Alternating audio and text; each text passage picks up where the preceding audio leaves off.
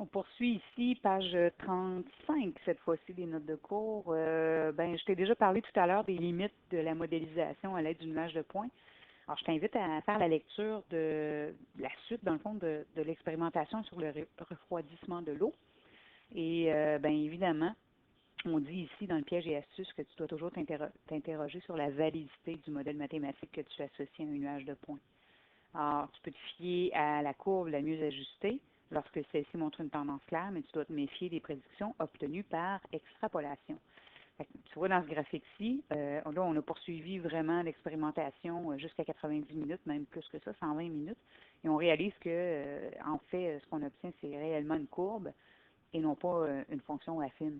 Donc, une courbe qui, en fait, ne descendra jamais sous cette droite pointillée, qu'on peut appeler une asymptote. Tu vas revoir ça dans les années secondaires 4 et 5, puisque cette droite horizontale pointillée représente, dans le fond, la température ambiante.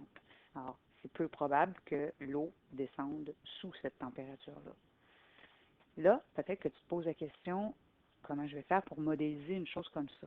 En fait, nous, en secondaire 3, on ne modélisera pas encore celle-ci, puisque ici, on a le modèle d'une fonction qu'on appelle exponentielle, et ça, tu vas l'avoir seulement l'année prochaine. Alors, il va sans dire que nous, on va se concentrer sur 4 modèles possibles. Évidemment, les 4 modèles qu'on a vus cette année, fonction constante, tu te rappelles, c'est la droite horizontale dans le plan cartésien. Alors, ce que je vais faire, je vais te l'illustrer avec le graphique. La fonction linéaire, qui, on se rappelle, est une droite oblique qui va passer par l'origine. La fonction affine, encore une droite oblique, mais qui ne passe pas nécessairement par l'origine. Elle peut être croissante comme elle peut être décroissante. Ou ça peut être aussi notre fonction inverse, qui n'est pas modélisée par une droite, mais plutôt par une courbe se rapprochant des axes sans jamais y toucher. Alors donc, on se concentre sur ces 4 modèles-là, et plus tu vas avancer dans tes notions mathématiques, plus tu vas pouvoir modéliser avec d'autres types de fonctions.